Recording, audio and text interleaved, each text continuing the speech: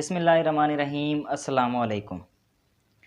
تنظیم بکھرے ہوئے گروہوں کو ایک جگہ جمع کر کے متحد کرنے کے عمل کو کہا جاتا ہے۔ ہم فکر اور ہم خیال لوگ ایک پلیٹ فارم پر ایک ڈسپلن کے پابند ہو کر ایک تنظیم تشکیل دیتے ہیں، اور ایک تنظیم کے لیے دو چیزیں بہت زیادہ اہمیت رکھتی ہیں، ایک رکن اور دوسرا ڈسپلن۔ رکن یعنی کارکن، اور کارکن کسی بھی تنظیم میں ریڑھ کی ہڈی کی حیثیت رکھتے ہیں، اور کارکن ہی تنظیم کی طاقت، قوت اور توانائی ہوتے ہیں۔ لیکن تنظیم اور کارکن کے درمیان ڈسپلن ایک مضبوط پل کا کردار ادا کرتا ہے۔ نظم و ضبط کسی تنظیم کو متحد رکھنے کی ضمانت اور سماج کو انتشار سے بچانے اور متحد رکھنے کا واحد ذریعہ ہے، کیونکہ بغیر تنظیم اور نظم و ضبط کے سماج ٹکڑوں میں بٹ جاتا ہے، خیالات منتشر ہو جاتے ہیں، لوگ ایک دوسرے سے بیگانہ بن جاتے ہیں، انہیں اپنی ذمہ داریوں کا احساس نہیں ہوتا۔ اپنے ذمہ داریوں کا تعین کرنے کے لیے جب وہ کسی تنظیم اور ڈسپلن کے پابند اپنے آپ کو تصور کرتے ہیں اور اس تنظیم اور ڈسپلن کے دائرہ کار میں رہ کر اپنا کردار ادا کرتے ہیں، تو منتشر سوچ اور خیالات کو مضبوط نظریہ اور فکر کے ذریعے جمع کر کے اپنے سیاسی اور سماجی ذمہ داریوں کا ادراک کر کے اپنا کردار ادا کرتے ہیں۔ تنظیم میں بے مہار آزادیوں کے متعلق یہ ہے کہ کارکنوں میں بے مہار رویے اس لیے جنم لیتے ہیں کہ تنظیم کا مرکز کمزور ہوتا ہے۔ تنظیمی مرکز کی مضبوطی کارکنوں کے بے مہار رویوں کو قبضے میں رکھتی ہے۔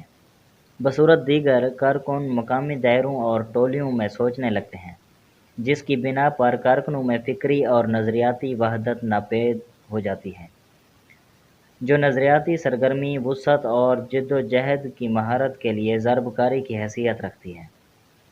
نتیجتاً چھوٹے چھوٹے گروپ اور گروہوں میں نظریاتی الجھنیں اور بے مہار رویے پیدا ہوتے ہیں، جسے کنٹرول کرنے کے لیے رہنما، کارکن اور مرکزی قیادت کی نظریاتی اور فکری تربیت ضروری ہے۔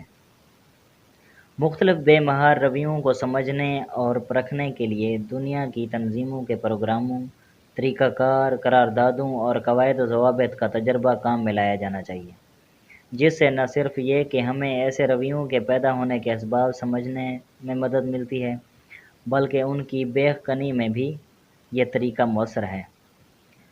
بنبھان برادری بھی ایک بہترین تنظیم ہے، اور اگر ہمیں اس کی ترقی اور تنزلی کا خیال ہے تو ہمیں ڈسپلن پر توجہ دینی ہوگی۔ جس طرح ایک کارکن کو بے مہار آزادی کی اجازت نہیں، اس طرح لیڈر بھی بے مہار آزادی کا متحمل نہیں ہو سکتا۔ یہاں لیڈر تنظیم کو اپنا ذاتی ملکیت تصور کرتا ہے۔ جس طرح ایک کارکن تنظیمی خلاف ورزی پر اپنے آپ کو جواب دہ تصور نہیں کرتا، یہ حال لیڈرشپ کا بھی ہے۔ وہ کارکنوں کی جانب سے سوالات اٹھانے کو اپنی شان میں گستاخی تصور کرتے ہیں۔ لیکن تنظیموں میں ڈسپلن کے ساتھ جمہوری رویہ، مکالمہ اور بحث و مباحثہ ایک مثبت اور صحت مند سیاسی ماحول کو پروان چڑھانے میں معاون ثابت ہوگا۔ سوالات اٹھانے اور ڈسپلن کی خلاف ورزی دو الگ چیزیں ہیں۔ تنظیموں میں سوالات اٹھانا، بات کرنا سیاسی اور جمہوری عمل ہے، لیکن تنظیمی امور پر اختلاف رائے اور سوالات تنظیمی سرکلر اور فورم پر اٹھانا چاہیے۔